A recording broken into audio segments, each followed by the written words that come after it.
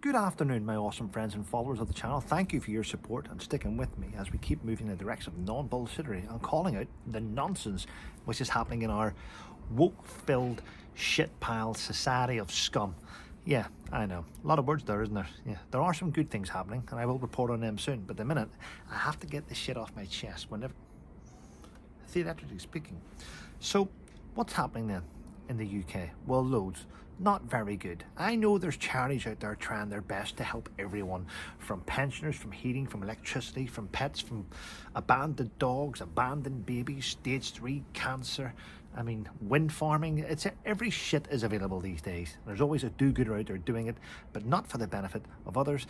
They do it because they want to be lifted up in a profile. Everyone's searching for that fucking MBE, that little or little medal. Everybody wants to be promoted. Everybody wants people to say, see him? He's awesome. Everyone look, she's great. No one does it for the right thing anymore. Very few people. So what's the Prime Minister doing now? Well, the Prime Minister has been told by a think tank, a group of brains that sit around going, where's this going? He's been told that unless he gets a grip of this migrant crossing, that he is going to lose the next election. Do you know what? I'm not even part of a think tank, and I fucking knew that. I think we all did. We all know what's going on. And I don't understand it. Why do we have a Prime Minister? Why do we have a government if they aren't thinking for the interests of the citizens that voted them in? They're going against everything we stand for. Morally, they are bankrupt. So, what's happening then? Well, apparently he needs to get a grip of the migrant. We know that anyway. People in his own party, even backbenchers in his own party, are calling for national emergency on the migration. So what's the Home Office done? Well, the Home Office tried to use taxpayers' money, which they have for the last couple of years, to buy hoteliers, to remove ordinary people and put them on the dole because they don't need them in there anymore. They're going to fill them full of migrants,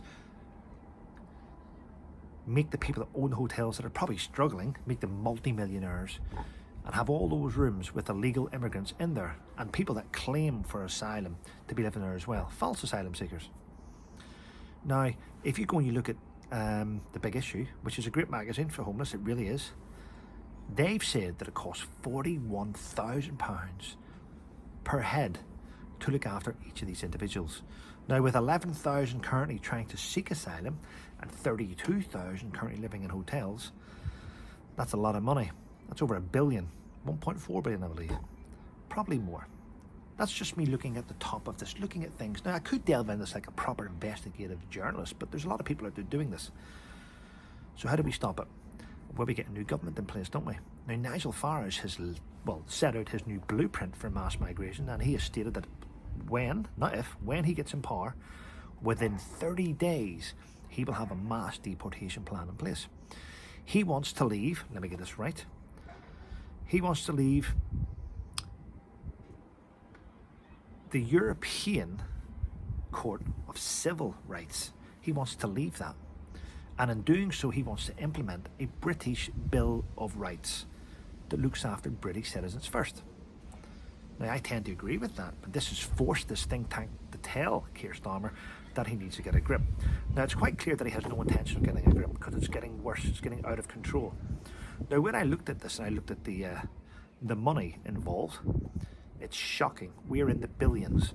We currently keep telling the UK taxpayer that we have a billions black hole here, but at the same time we're giving away billions of pounds. We're wasting it on people that have never paid tax, have never added any value to the UK, and constantly put down our country.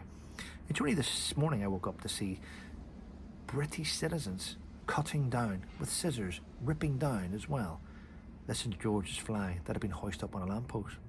Now, if that was another country, say in the Middle East, they would have went to jail for that. But in the UK, we are so woke that we let that happen. It should be a crime to vandalise your national flag. It should be. Wouldn't happen in the US. You'd be lynched by patriotic people, which we call in the UK far right, don't we, when you're patriotic. So Keir Starmer's currently on his downfall. I don't think he will last till Christmas, and I believe you know that as well. Who will replace him? Will it be the ordinary Housing Estate Lady Angela Rayner, Deputy Prime Minister, who currently has 3 homes now. I'd love to see a national investigation into her, where her money comes from, how she became so rich in such a short time, but at the same time standing on the throats of ordinary people. Anyway, listen, I look forward to your contribution. I look forward to reading your messages. I look forward to reading what you have to say about this. Other than that, take care, stay safe.